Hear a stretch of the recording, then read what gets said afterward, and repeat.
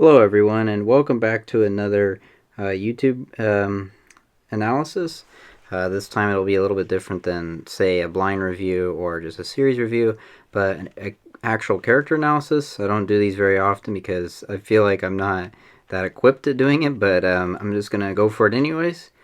Um, so after I really appreciated this character of Hayan Park from the series White Blood after I had already finished the series. She was definitely one of my favorite characters as the series was going on, but I really did appreciate how much effort went into this character and the writing that she had, and really she is the embodiment of what it means to be a human, even though she's a fictional character at the end of the day, which is really interesting. I originally got this idea from a YouTuber called Ahara. He had 5 YouTubers on there, and he picked one of the YouTubers to win a prize and all that for them picking their favorite character, and of course, like the most generic character of all time that everyone knows is Killua's character won, and it was just really weak to me. So I kind of wanted to do a video, and pleading my case as one of my favorite characters, maybe of all time in fiction. Um, so I'd like to introduce you to the character of none other than Hyan Park.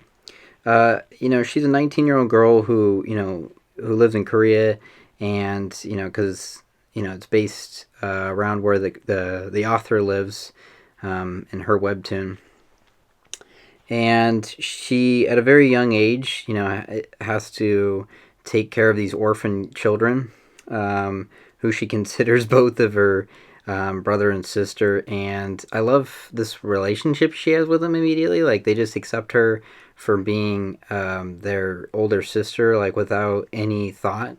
And like right off the bat, we get this really like the dichotomy that she is a really caring person and then a really like almost scary badass person, because she's got one eye. Her introduction, she's got this bag over her head to kind of like conceal herself when she's, these people threaten her brother and sister, and so she like throws scalding hot water on them, and you could just see like she has like this intent to her, of protection. And after she takes it off, and the detective comes and says, "Hey, there's this detective that is, the love interest, because of course a webtoon has to have a love interest, but this one actually feels relatively makes sense, and it does feel relatively genuine." But I love their introduction to each other, and she's like, "I don't know who this guy is, but I kind of want to know." And you knew, I kind of figured, I thought he was going to be a vampire personally, right from the beginning. Um, but she has this goofy and aloof, really lovable personality. Like, she is just so full of life. And from my interpretation of the text, I think she is very similar to how the author probably is in real life. Um, by her, when you read the final page of the Korean manga, you could definitely tell that. Every time she's on the page, though, whether it's character design, whether a leather jacket, whether she's on a building top, whether she's just got this, adorable face, she is really stealing the stage and just really popping off. It just, everything she does just pops off the page and makes her, really a standout character among some of the other characters. But her style, the art style, kind of makes her blend right in, which is really cool. Um, in her character goes through a big emotional arc throughout the series, that kind of shapes her into a fully, developed person. She kind of has to make these decisions, and of course, I'm not going to spoil too much, but you know, how like these kind of series, these fictional manga series go. Usually, the father or somebody like that dies, and it's you knew it was going to happen. But it is kind of somewhat hard hitting just from her point, because how much that she cared for him, and at the end of the day, he genuinely actually did care for her, and this definitely does propel her to her very selfless thing of just eliminating, even though she herself is a vampire, eliminating all vampires in the entire world before it becomes a serious, epidemic. Yeah, did I mention that she's a vampire? Because she's definitely one of the most unique vampires. She's like kind of like this pure-blooded vampire, and they make a big deal about it. And there's she's a little bit too powerful when she's in this mode, but it is still nonetheless, really interesting to see her fight and move around like she does. Um, she doesn't really want unnecessary violence and all that, which is kind of nice because I was just watching a video about Orihime from Bleach not having killing intent, and I think the same goes for this, Hayan, except that she goes a little bit too far sometimes just because she kind of loses control of herself. But at the same time, she definitely doesn't naturally have that killing intent.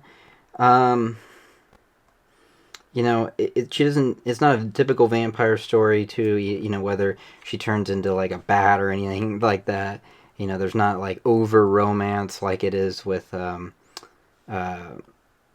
whatever that the Twilight series. She's actually the vampires here are just regular people that kind of blend in. It's pretty interesting how they happen to coincide with the COVID-19 pandemic because of they really make this vampire thing like a pandemic, and then they even need a vaccine that turns out to not work out so well. So it's just and it coincided at the same times when the pandemic and the vaccine came out. So it is a pretty there actually is a disclaimer. It's that similar. It's really bizarre.